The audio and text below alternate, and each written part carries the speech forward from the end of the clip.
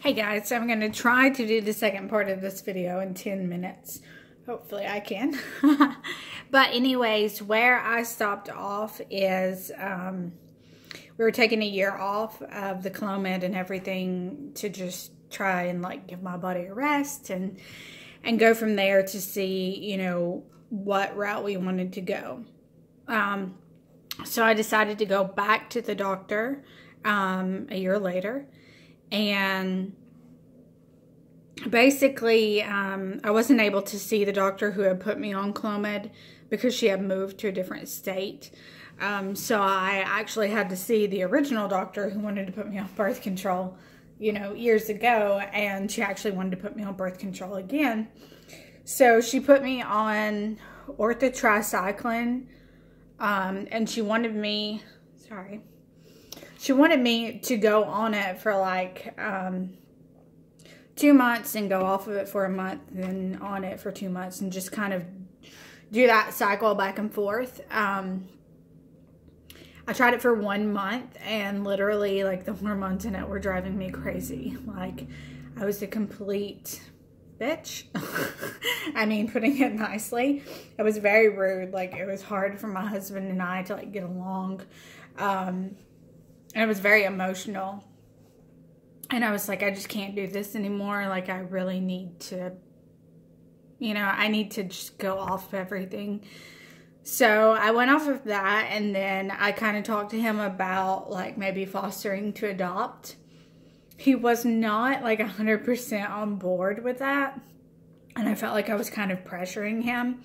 So I stopped because I was like, if he's not ready, that's not something that, you know, I want to pressure someone into do. I mean, it's a lot easier to have your own child together, you know, than to raise someone else's child. So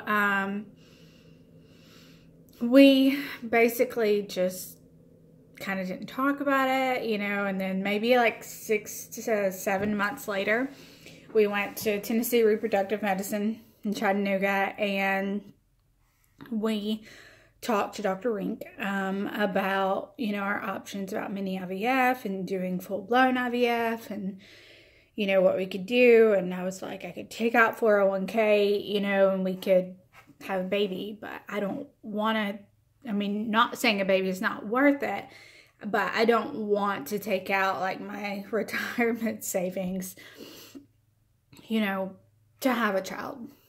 Like, you know, I want to keep that for retirement, or like right now we're in the process of, you know, we're going to be buying a house very soon, and, you know, that money would be helpful, you know, for a down payment or what have you. So I'm just like, no, you know, I don't really want to do that. And I talked to him again about fostering to adopt. And then he was actually willing to accept the idea. So that year, I think it was July, our classes started. We had finished our classes and our home study by October of that year. And we were approved to, you know, foster. So we had a placement of 3 siblings. It didn't work out. It was way too much. And it was just, there was a lot of differences there in that our family and the situation where these children came from just didn't go hand in hand. You know, sometimes you don't know how a situation's going to go until you actually are there and you know, you live through it. So it wasn't a good situation. And we, it was just an emergency placement anyways. It wasn't like anything that was long term. But, you know, that situation, it passed. And we got a call to take a little boy who was 18 months old. And we were planning for a little girl because we had the room set up as a little girl. And we were planning only one. But, you know, when the state calls you, sometimes it doesn't go as planned. So we were like, yeah, we'll take him. You know, we were headed to Walmart. We were going to go, like, buy boy stuff, you know, to redo the room so he isn't walking into a little girl's room.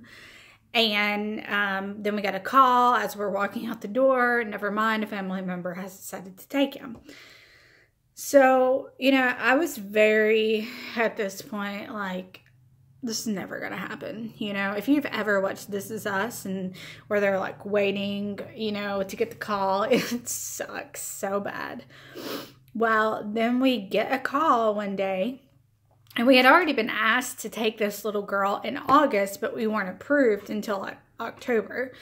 And there was a family member trying to take her and her siblings, so they kind of wanted to wait until the court date to see what the judge was going to do.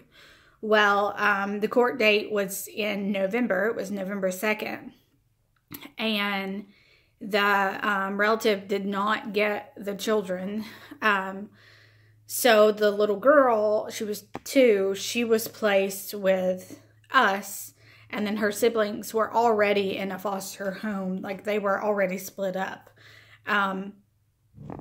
Which is crazy because I don't think they should have been split up, because in the end she ended up going to live with her siblings in another foster home. But certain things kind of happen to where,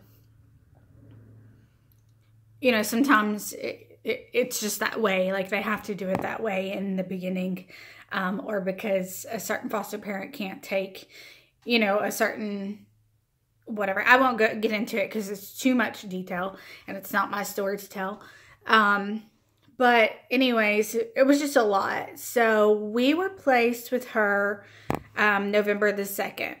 And she was actually, she was placed in another foster home in February. I think it was February. Yeah, in February she was placed in a new foster home with all of her siblings. We were having a lot of issues with anxiety, separation anxiety. She would go to her visits to see her siblings.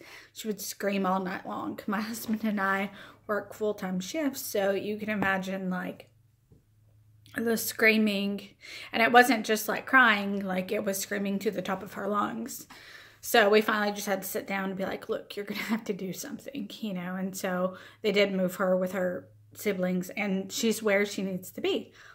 But in this process, I had started in September. I'd started the NuvaRing because I was like, my periods were so irregular and it was driving me crazy. And I told my husband, I was like, I'm going to go on something because I want to know when I'm having my period, because when we plan our vacation, you know, I don't want to have to deal with that. So I went on it. If you don't know what it is, just a little ring that you insert into your vagina, and you can take it out when you have sex. You can leave it in. It doesn't really matter. I mean, either way, but you can't leave it out for longer than, I don't remember, it's 2 or 3 hours at this point, because that was last year and I don't remember.